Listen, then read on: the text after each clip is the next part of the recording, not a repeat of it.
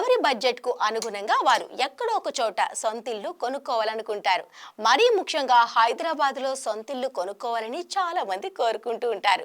మరి పైసా కూడబెట్టి బ్యాంక్ రుణం తీసుకొని ఇల్లు కొనుక్కునే సమయంలో ఏ జాగ్రత్తలు తీసుకోవాలి, అసలు ఇల్లు కొనుక్కునే క్రమంలో ఏ ప్రాంతాన్ని ఎంచుకోవాలి, పనిచేసే చోటుకు దగ్గరలో ఇల్లు కొనుక్కోవాలా లేదంటే కాస్త దూరమైనా పర్వాలేదా, ఇల్లు కొనుక్కునే సమయంలో ఇలాంటి చాలా సందేహాలు చాలా మందికి కలుగుతాయి.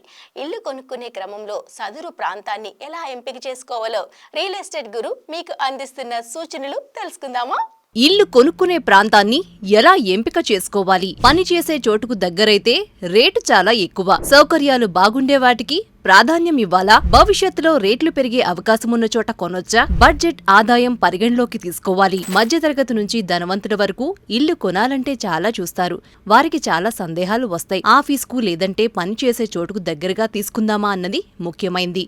కార్యాలయానికి దూరంగా తీసుకుంటే రేట్లు తక్కువకు వస్తాయా? డిమాండ్ పెరిగే చోట తీసుకుంటే రేట్లు కూడా పెరుగుతాయి కదా?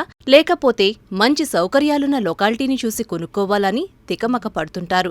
అందుకే ఇల్లు కొనుక్కునే సమయంలో కుటుంబ అవసరాలు, ఇంటి కోసం కేటాయించే బడ్జెట్, భవిష్యత్ అంచనాలు ఇలా చాలా అంశాలను పరిగణలోకి తీసుకోవాలి. ఆఫీస్కు లేదంటే పనిచేసే చోటుకు దగ్గరగా ఇల్లు ఉంటే ఎవరికైనా సౌకర్యంగా ఉంటుంది. ఎందుకంటే హైదరాబాద్ లో ట్రాఫిక్ రద్దీ ఎక్కువగా ఉంది. ఇది అంతకంతకు పెరుగుతూనే ఉంది కానీ తగ్గడం లేదు. ఈ క్రమంలో ఆఫీస్కు దగ్గరగా ఉండే ప్రాంతం ఎంచుకోవటం వల్ల రోజువారీ ప్రయాణ సమయంతో పాటు ఖర్చులు కూడా తగ్గుతాయి. కానీ ఆఫీసులకు దగ్గరంటే ఖచ్చితంగా అభివృద్ధి చెందిన ప్రాంతం, కమర్షియల్ విలువలు పెరిగిన ప్రాంతం అయితే ఇళ్లు తక్కువ ధరకు రావు. ఐటీ ఉద్యోగులకు ఇది వర్తిస్తుంది. ఇతర రంగాల వారు తమ కార్యాలయాల దగ్గర ఇల్లు తీసుకోవటం ఉత్తమం. ఐటీ కారిడార్లో తప్ప ఇతర చోట్లయితే దగ్గరలోనే ఇళ్లు కొంతమేర తక్కువ ధరకే లభిస్తాయి. ఆధునిక అపార్ట్మెంట్ కాంప్లెక్స్లు, gym, swimming pool, garden, 24/7 security, parking, club house వంటి సౌకర్యాలను అందిస్తాయి. ఇవి జీవన ప్రమాణాలను పెంచుతాయి. కానీ ఇలాంటి నివాస ప్రాజెక్టుల్లో ఇంటిని ఆదాయ వనరులను బట్టి ఎంపిక చేసుకోవాల్సి ఉంటుంది. ఇవి సాధారణంగా మధ్య తరగతి వారికి అందుబాటులో ఉండవు.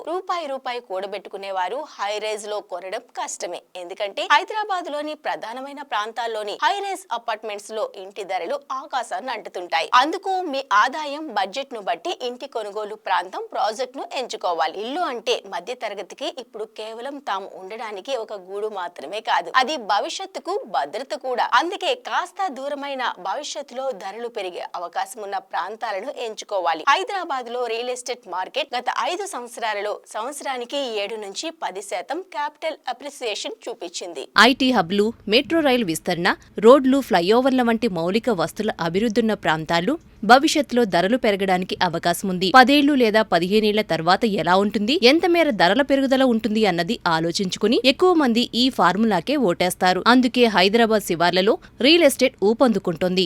ఇల్లు కొనాలంటే ప్రధానమైంది బడ్జెట్. మన బడ్జెట్ లో ఎక్కడెక్కడ ఇల్లు అందుబాటులో ఉన్నాయో పరిశీలించాలి. అందులో బెస్ట్ ప్రాజెక్ట్ ను ఎంచుకోవాలి. అంతేకాకుండా కుటుంబ అవసరాలకు సరిపోయే ఇంటిని ఎంచుకోవాలి. చాలా మంది బ్యాంకు రుణంతో ఇంటిని కొనుగోలు చేస్తారు. కాబట్టి కొనుగోలు చేసే ఇంటికి ప్రతి నెల ఈఎంఐ ఎంత మేర చెల్లించాల్సి ఉంటుందన్న లెక్కలు బేరీజు వేసుకున్నాక నిర్ణయం తీసుకోవాలి. ప్రస్తుతం metro rail second phase, regional ring road, regional ring rail వంటి ప్రాజెక్టుల ద్వారా రానున్న రోజుల్లో హైదరాబాద్ శివారు ప్రాంతాలకు సైతం కనెక్టివిటీ పెరగనుంది. కాబట్టి ఈ అంశాలన్నీ పరిగణలోకి తీసుకుని హైదరాబాద్ లో హైరేస్ ప్రాజెక్టులో ఇల్లు కొనలేని వాళ్లు సిటీ శివారు ప్రాంతాల్లో ఇల్లు కొనుక్కోవచ్చు.